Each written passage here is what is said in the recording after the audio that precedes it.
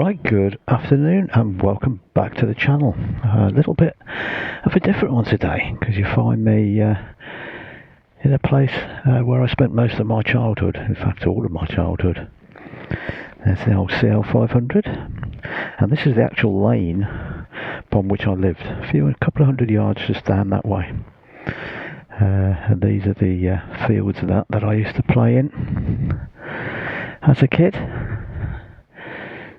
Loads of memories. Now I did do a video last year about this area, but what I didn't do was go down the other lane that I used to always use, because this little lane here didn't used to be tarmacked back in the day that I lived here, but it's now covered in tarmac. So what I thought I'd do today is take a little bimble around the lanes where I used to learn to not just ride a motorbike but ride a push bike. So let's set off and see what we can find.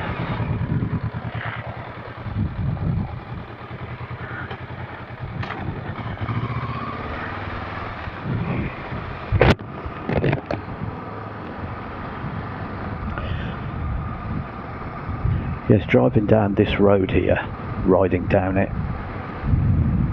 just made me think about my dad, because this lane, which was down to our little cottage, used to be just rough. There was no tarmac on it at all. It was like that one there, basically. And he always used to complain about it, and he hated it. He'd drive his car very slowly over all the bumps and the ruts. And if he could see it now, wow, he'd be absolutely blown away by having it all tarmacked. To think he went all those years and years and to put up with all the ruts.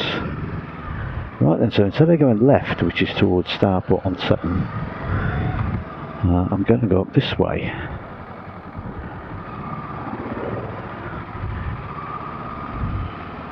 Because this is the other way I used to go, and my dad very nearly bought that cottage there when he bought the house, that little bungalow.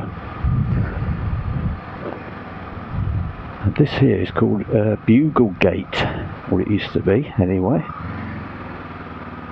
Is it still there? Yes it is. Let me just stop here and show you that.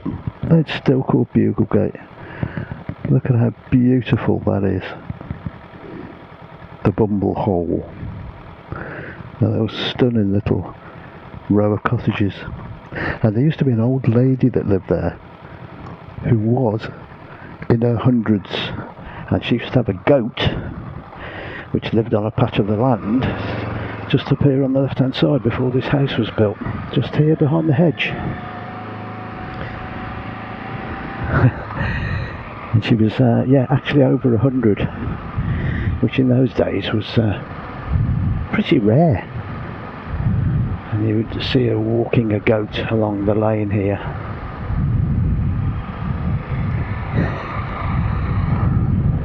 Now what I'm trying to find today is a farm, because we're talking now back in the middle 60s. I was born in 1960, and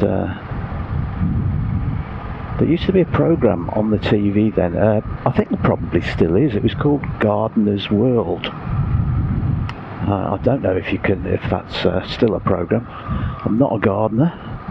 Go right down here. But yeah, there used to be a TV programme produced by the BBC called Gardener's World, and a chap that used to present it was called Percy Thrower. Now, Percy Thrower was a very, very well-known person. In those days there were only two TV channels, so he was literally a household name, presenting one of the big programmes on the BBC. And he wrote books, and he was a gardening expert. And they used to present it from Percy Thrower's own property, which was I can't remember where it was now, but it was out somewhere, not too local to here, but I think maybe Oxford way, something like that. And quite often actually he used to do a sort of an outside broadcast from another garden and the garden that he used to choose most often was his good friend called Arthur Billett. Now Arthur Billett lived just along this lane, and I can remember the TV camera crews turning up back in the day at this farm, because my mum, bless her, used to clean for Arthur Billett. My mum used to have some cleaning jobs in the area with the rich folk, and the Billets, those in those days, the Billets farm, well, it's called Clack's Farm actually. Clack's Farm was quite a wealthy sort of place, and my mum used to clean for them. She cleaned for a couple of people around this area actually. So I remember as a little child going along with her sometimes when she's doing her cleaning, driving along this lane. She didn't have her own car. She always used to get collected by the lady of the house. And I remember she had a Triumph Herald. I remember travelling in that Triumph Herald many times. As you can see, these lanes are pretty narrow. But we used to drive along here, and then Mum would work for a few hours and then get driven back. As I said, sometimes the BBC crews were either due or they were packing away from the weekend, where they would do their filming. So I think they'd film 3 or 4 programmes, 3 or 4 episodes at once. So I'm going to try and find Clack's Farm, and I honestly, genuinely have not been down here, down this lane. My God, it must be in 50 years. Just realised I left my indicator on then. Yeah, it must be 50 years.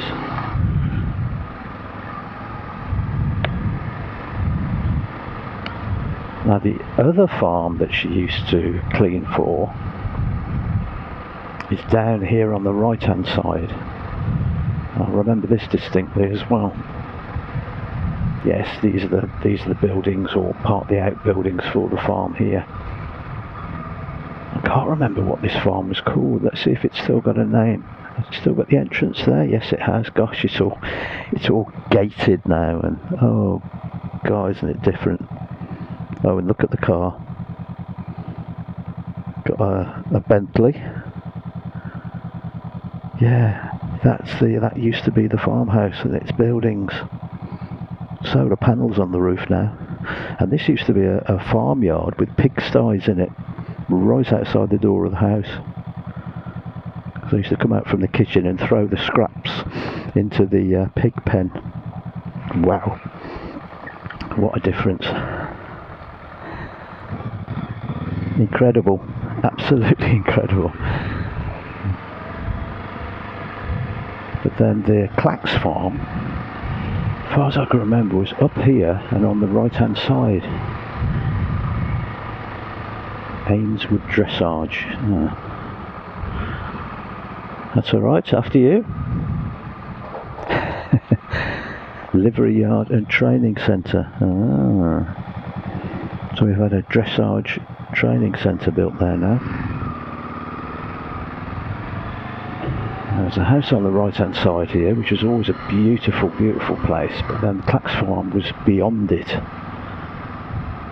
from what I can remember. Just round the corner here, let's have a look.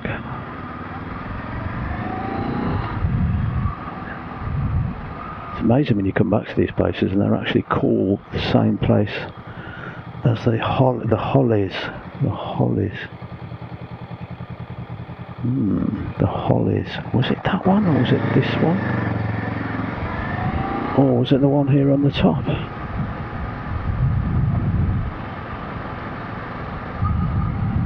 I think, you know, Farfield, yeah.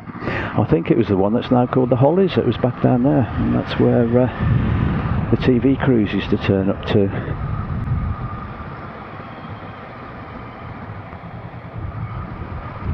This has changed so much. The road closed here. Now there used to be a bend here so sharp that they had a mirror. I wonder if they've still got it. Oh no, it's not this one, it's a bit further on, that's right. Carpenter's, yes, Carpenter's Farm. I remember that. See, most of these names haven't changed.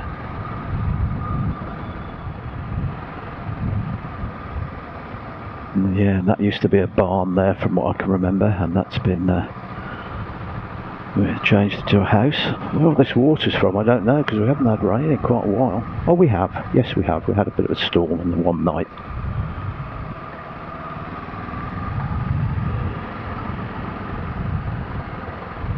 Yeah, but I used to cycle down here. Now, I had, push bike wise, I was very lucky. I had a rally chopper, and I used to ride my rally chopper down here.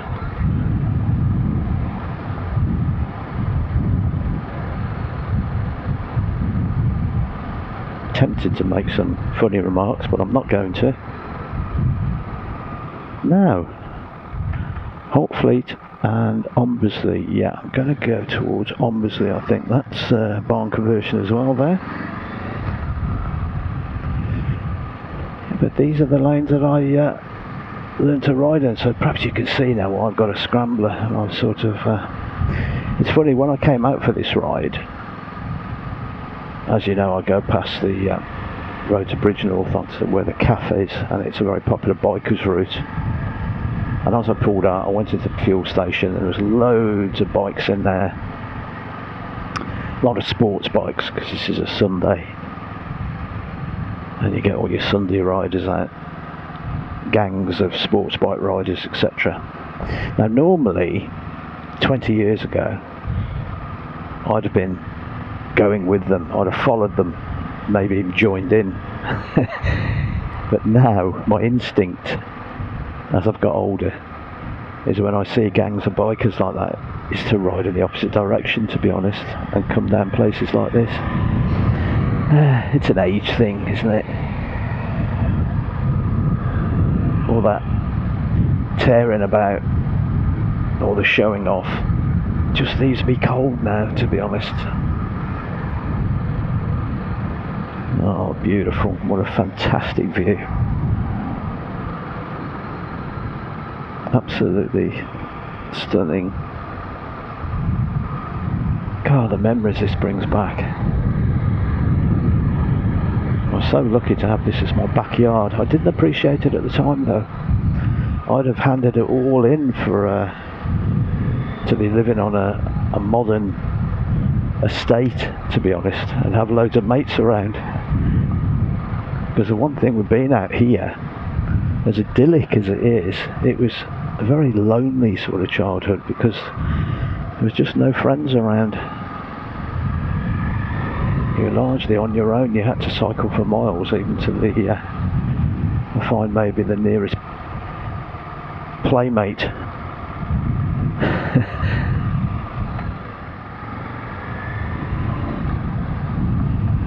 We're coming out onto the main road here, I think. Yeah. These lanes feel even narrower than they used to.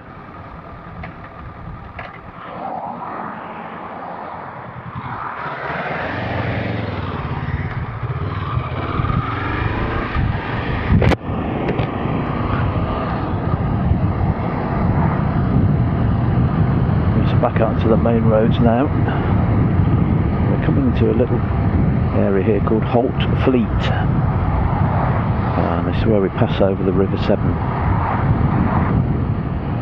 Here's the bridge upcoming. Here it is. And there's a big hotel on the other side of it, which I think is still open. Yeah, there it is. Very nice. Oh. Smoking pods there. That's the Holtfleet Hotel.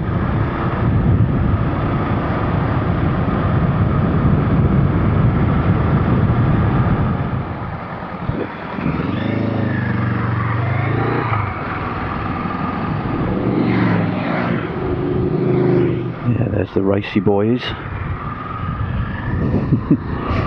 I'm going to go this way. It's funny, isn't it? As you get older, your riding preferences change. The idea of going storming along now on hugely powerful bikes on those sort of roads sort of lost some of its fascination for me. I think it's a case of being there, done that. I like to travel the road less travelled now.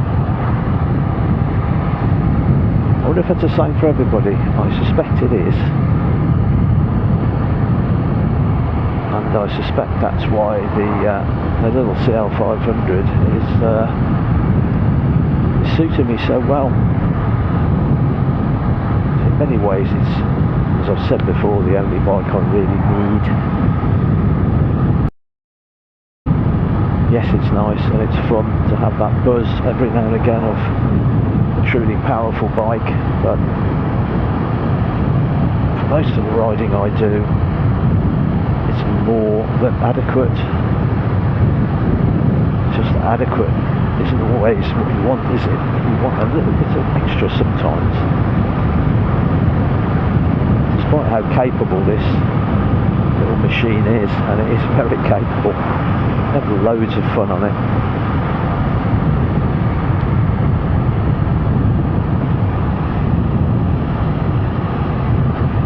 So this is the road that goes into Starport on 7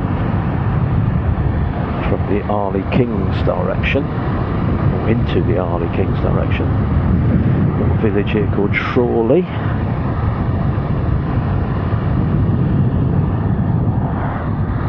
It's lovely to be out this way again, because I spent my sort of formative years travelling along these roads and lanes,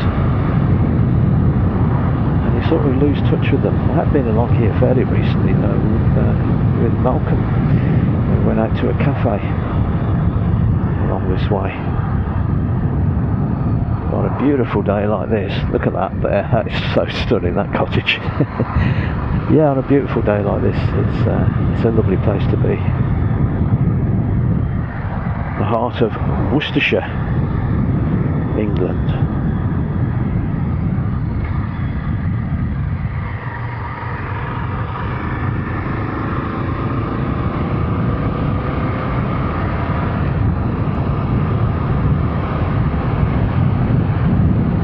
So there we go, hope you've enjoyed that little bimble out. Nothing much to talk about specifically. In quite a melancholy mood lately, so not been thinking about too many subjects or anything. Just feel like a bit of a sit back and a relax sort of a ride. So I hope you've enjoyed that. I'll leave a few more miles on for you at the end, but from me, that's all. Thanks for joining me today. I hope you've enjoyed it, and I'll see you in the next one. Bye for now.